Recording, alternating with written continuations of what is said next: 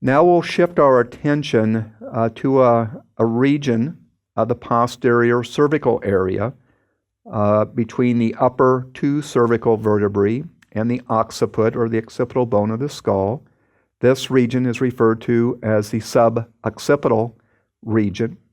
We'll highlight the 4 pairs of suboccipital muscles that reside here. We'll define a geometric configuration, yet another triangle, and we'll identify a very important blood vessel that runs within this suboccipital triangle. But the muscles that are of interest here in the suboccipital region will be our rectus capitis major, or simply the rectus major. That's this muscle here.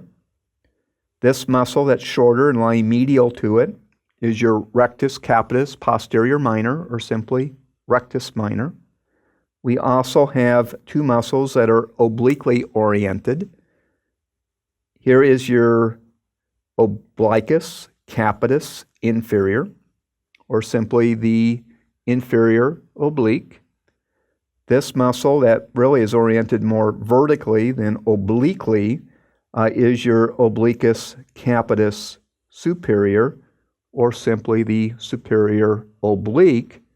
And your suboccipital triangle will be defined by the superior oblique, the rectus major, and then your inferior oblique, and here is your triangle right in through here.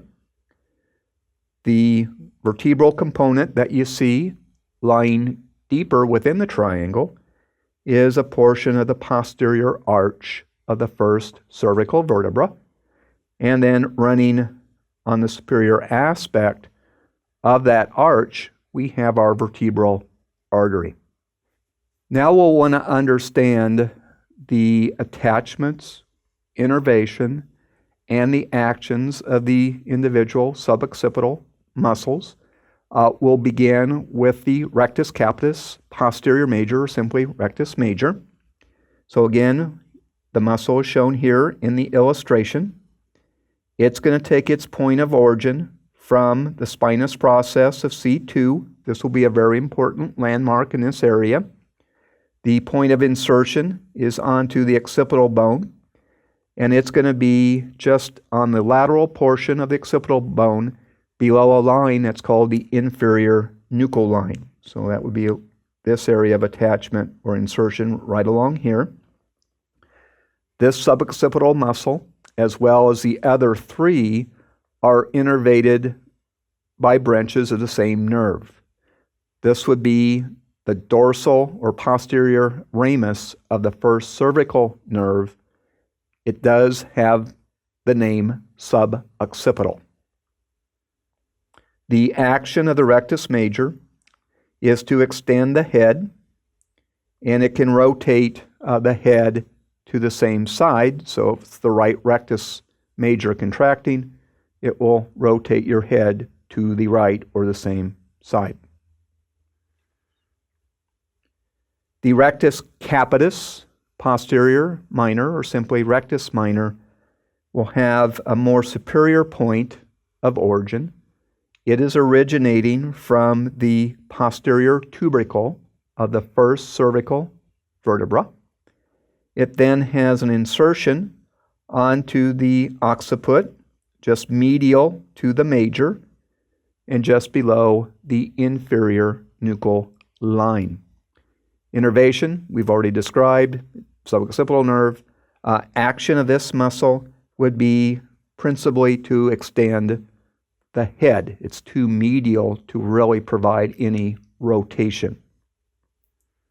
We also have the inferior oblique.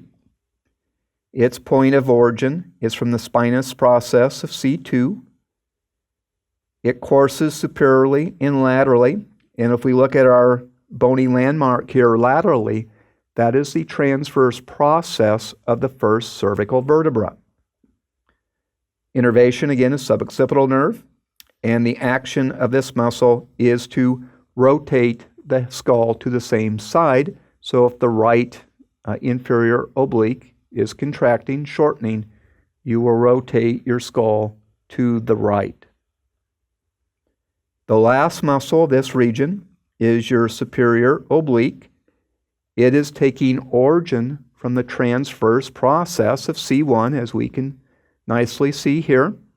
It ascends and attaches to the occipital bone of the skull, and it's going to have a more superior attachment to the occipital bone. It's going to be above the inferior nuchal line, but below the superior nuchal line. Innervation, suboccipital nerve, and it will help extend the head and will also help to bend it to the same side if it's working unilaterally. So if the right one, as is shown here, shortens, your skull will bend to the right.